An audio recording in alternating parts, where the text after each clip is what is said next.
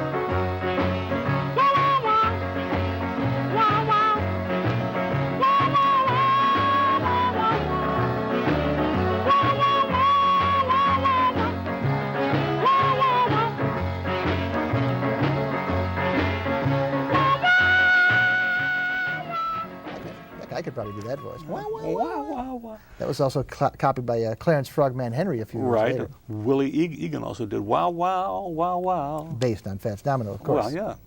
By the way, that was an unvideo, Art Fine exclusive copyrighted technique. You don't look at anything because who the hell would want to look at anything when you hear a record? Right. I mean, you know, kind of crazy people. I want to play a blues number 9 on this track. Number 9? Number 9. No, I don't want to play that song, Oh, but okay. this is called Going Home, and it's a good example of the really just transcendent blues sound he got out of that big New Orleans horn band led by Dave Bartholomew. And it's a slower thing. It's the greatest. It's called Going Home, and whenever you're ready, just pop it in. Again, nothing to look at, just listen to Fats. Going home tomorrow. Can't stand your evil ways. Going home tomorrow. Can't stand your evil ways. When you're around me, I'm full of misery all day. I can't go on. I can't go on this way. I can't go on. I can't go on this way. You don't want my loving, so I'm going away to stay.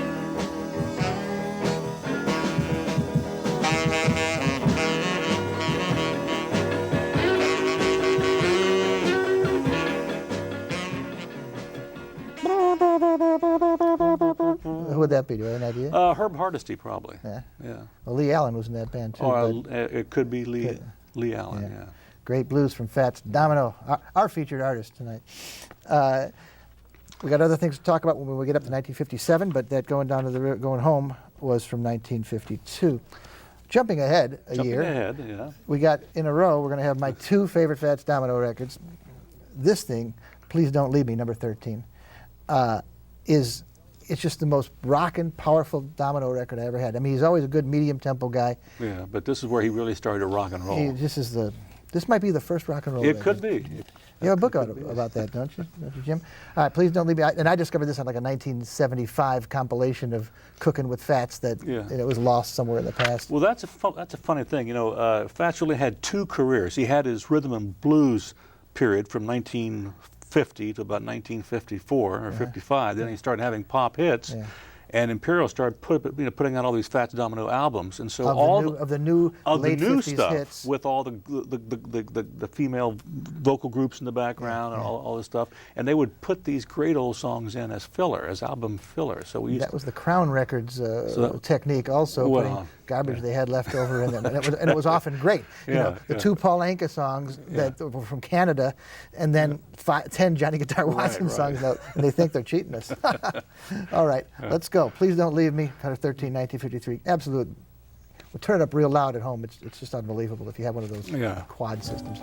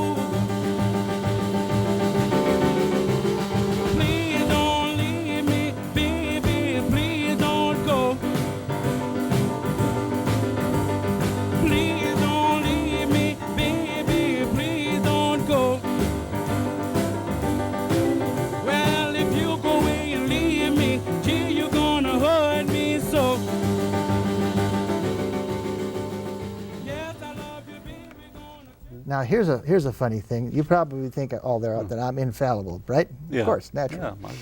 Now that is a great song. It isn't the rockin' one, which I still can't think of, and it's not on this 48 cut box. You got the wrong box. You should have got. So you got the 96 cut box. The Bear Family box. The Bear Family box. It has, well, how many cuts on that? Like it's got everything he recorded for Imperial, including what few alternate takes exist. Yeah. Well, I got to play this song. Next time I do the show, we're gonna get some more Fats in, and I can play that song. I really like, but I really like that one too.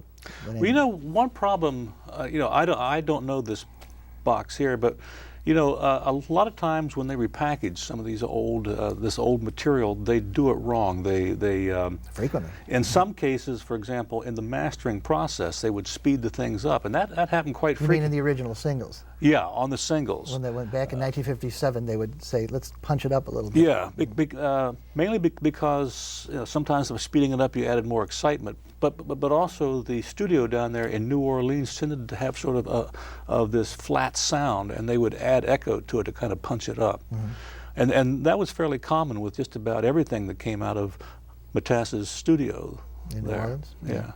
And so then they would improve it in L.A., but then the latter-day people are giving you the plain version. They go right back to that old tape, so it's not speeded up, it's not enhanced or compressed or equalized or anything. So sometimes these things have a certain flat feeling when you listen to them, so people are probably thinking, what was so exciting about that? How does this thing become a hit? And that's because really, in the old days, the mastering process was extremely important to making hit records. And mastering meaning fiddling with it. Fiddling with the finished tape, yeah.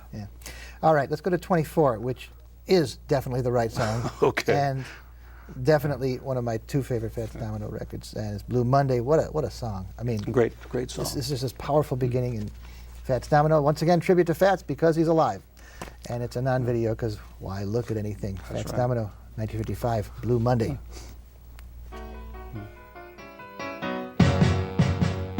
Blue Monday, how I hate Blue Monday. Got to work like a slave all day. Here come Tuesday, oh Tuesday. I'm so tired, got no time to play. Here come Wednesday, I'm beat to my side. My gal called, got to tell her that I'm out. 'Cause Thursday is a hard working day, and Friday I'll get my pay. Saturday morning, oh Saturday morning, all my tiredness they're blown away. Find my morning in my honey, and I'm out on the stage to play. Sunday morning my head is bad. Boy, it's worth it for the time that I've had. But I've got to get my rest, 'cause money is a man.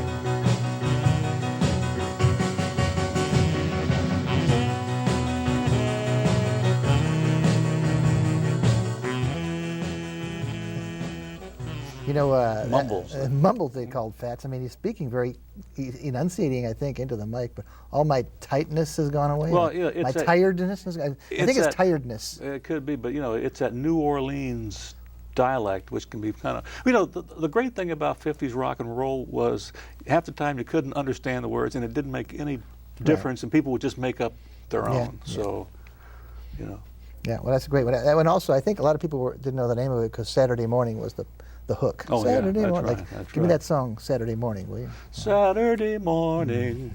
I don't know that song. Liza Minnelli or something. So we're up into 55. Let's jump ahead to 57 so we can talk about his tour. We're not going to play Blueberry Hill because you've heard that till you're blue in the face. Well, there's Valley of Tears. Well, there is Valley of Tears, but are we still on? Actually, I think we're going to go to the next disc. The next disc. So the next disc, well, actually from 1955. I'll play this at the end. Never mind. You have to jump back to disc 2 at the end. Sorry, but I'm Walking. Let's talk about I'm Walking. I'm Walking. Let's go to I'm Walking, which is cut 14 on disc 2. Yeah, you see, this is all planned out. All right. Thank you very much to the staff for responding to my unreasonable demands. Let's go with I'm Walking.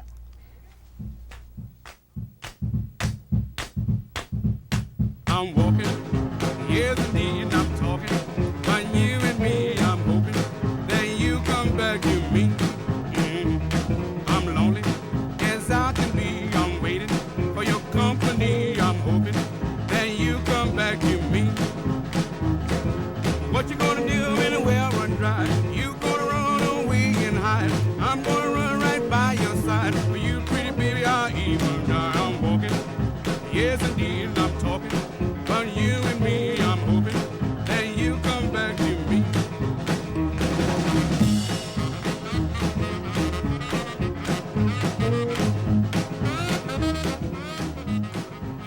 You know, that's kind of a cleaner sound than You think that? Yeah. You think that was recorded over at Master Recorders on Fairfax. Yeah. A lot of great Fats. Domino, Little Richard, and Ricky Nelson stuff was recorded. You're probably right. right. A block north of Cantor's, on the same side of the street. It's now a laundry or something. But Master Recorders. And Walken's an interesting thing. You want to talk about it? Well, it certainly inspired the first interesting cover record. Up until then, Fats had just been covered by Pat Boone, you know. On Ain't That a Shame. Ain't That a Shame. Wasn't a bad version. Don't knock it. And of course, the original Fats song was called Ain't It a Shame. Although I think on the label it might have been Ain't That a Shame. I'm not sure. But at least with this, it sort of launched the career of Ricky Nelson. He recorded it for Verve, and then Imperial managed to get him away from Verve thanks to Ozzy. Ozzy Nelson, being his father, Ozzy Nelson, Ozzy and Harriet. When Ricky Nelson was on TV and did I'm Walking, it caused a big sensation.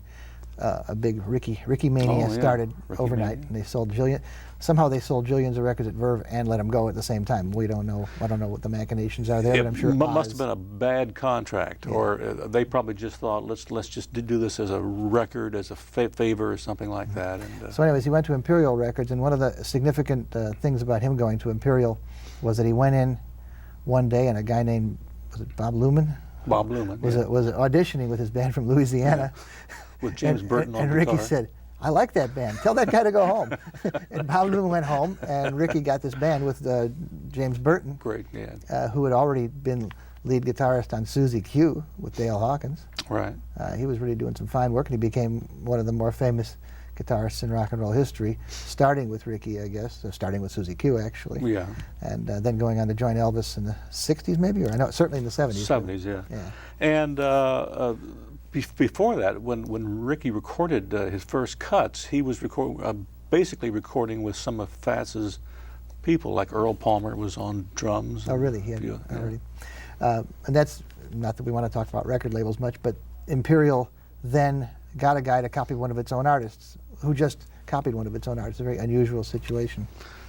Like RCA signing Rel Donner, you know, that kind of thing. Well, yeah, but in this case, I think Lou Chudd saw that Fats he was covering half the market. Why not cover the other half?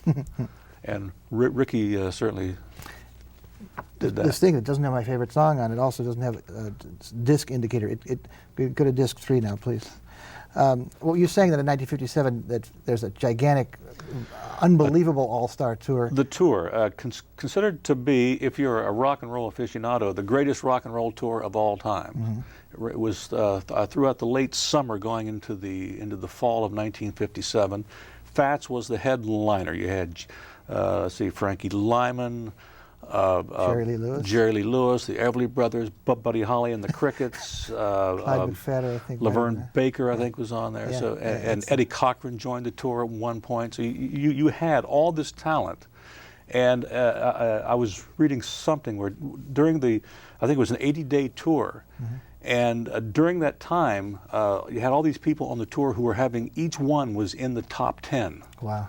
And to see this show, it cost $1.25. You know, so things have seasonally changed adjusted. a little bit. It's probably $25 now. Also, that isn't a coincidence. Somebody knew what they were doing, as opposed to simultaneous, or the year before that, the movie The Girl Can't Help It, which is a Tom Ewell, Jane Mansfield movie. How, I guess Frank Tashlin, or who was the director, or whoever produced it, how they happened to get many of the key rockers of the moment without getting a lot of slop. I mean, they had the Platters, they had Fats, they had Gene Vincent and the Blue Caps, they had Eddie Cochran, and a few other wild people at the beginning. It was really it doesn't seem possible because Hollywood hasn't gotten it right since 1956. Right. There hasn't been a good rock and roll somebody movie there, since they must have used someone as a someone's kid. As a consultant. Yeah, they must have had a 13-year-old advising on that one. All right, let's try I'm Ready, cut 16. This is Fats at his prime in 59, rocking real good. Yeah. Fats Domino, I'm Ready. Well, I'm ready, I'm willing, and I'm able to rock and roll all night. I'm ready, I'm willing, and I'm able to rock and roll all night. Come on, pretty baby, we're gonna rock, we're gonna roll until the broad daylight, because I'm ready, and I'm able, I'm willing and I'm able, so you better come and go with me. We're gonna rock and roll, tell them more about free. Talking on the phone is not my speed. Don't send me no letter, cause I can't read. Don't be long, cause I be gone. We gon' rock and roll all night long, cause I'm ready, I'm willing, and I'm able to rock and roll all night. I'm ready, I'm willing, and I'm able to rock and roll all night. Come on, pretty baby, we're gonna rock, we're gonna roll until tomorrow night. Man alive, this show's gone like quick. That was I'm Ready, and great damn record. And 1959, it really shows you that 59 was not completely a dead year. That there I know was that you some good watching the rock show and roll. don't know the various theories in the death of rock and roll, but a lot of us feel that it was over by 58. Yeah, So there's still a little life left in Fats, that's for sure. Certainly. But then let's talk about his, go to cut 21 and talk about how radically his style changed on Walking to New Orleans, which is an interesting record. It just is all full of, I'm not thinking nothing against strings. That was a period. It seems by about 59 you started seeing all these strings coming out of nowhere. Yeah. Let's listen to cut 20, Walking to New Orleans. It's a great song, but it's unusual for Fats Domino. Maybe in New Orleans. This time I'm walking to New Orleans. I'm walking to New Orleans. I'm gonna need to parachute when I get through walking these blues. When I get back to New Orleans,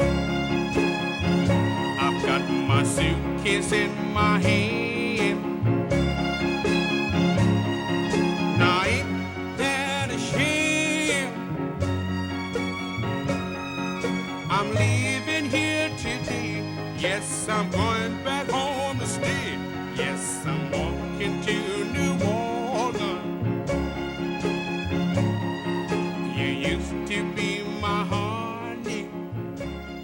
Nothing wrong with that song, but I could have played the piano on it. I could have played the coconut. I mean, what have they done to our Fats? I mean, well, it was only going to get worse because when he went to ABC Paramount. ABC Paramount, all of a sudden, you could really hear the studio. You could hear all. By that time they were on like they were doing 8 tracks, and the piano was way down the mix, and all this other crap was in there. It was so obviously over. I mean, it 8-tracked and everything. And well, in 1960 or 61 was a problem for a lot of rockers, though, because they'd established, like the Everly Brothers, you establish yourself, and then what? You had to appeal to teenagers. There might, like Bobby Darin made the leap into adult stuff real fast, making him, in my eyes, the rock and roll traitor. But he got out of the rock and roll field quick, skedaddled as quick as he could. But the people who didn't, they don't know that there's a future adult rock and roll world because there never have one, didn't one before. You had to be 17 or in Fats' case 30. Yeah, but, and they all moved up to larger labels too, which I think had a lot to do with it too. Most people who made that transition, Johnny, Carl Perkins to Columbia or somebody, didn't work. Yeah. With Fats it didn't work either, but maybe his time was just up. I think that's probably it. Yeah. And you know what? Our time is just about up too. We're at the end of it seems to me like an abbreviated Fats Domino tribute. Went fast, yeah. But let me say thanks a lot for those of you who are left. This is like the original 1950s thing. Like, I'm going to have a TV show, I'm going to play records. What do you mean? That's when they put the kid. Well, next time we'll bring dancers, because that's how all those bandstand shows started, because they were playing disc jockeys on TV. All right, so long. which is Fats' record from when? So long. I never heard it. 1955 is the greatest. And So long. And let's use it as the full-length fade out on our tribute to Fats. Yeah. Thanks for joining us.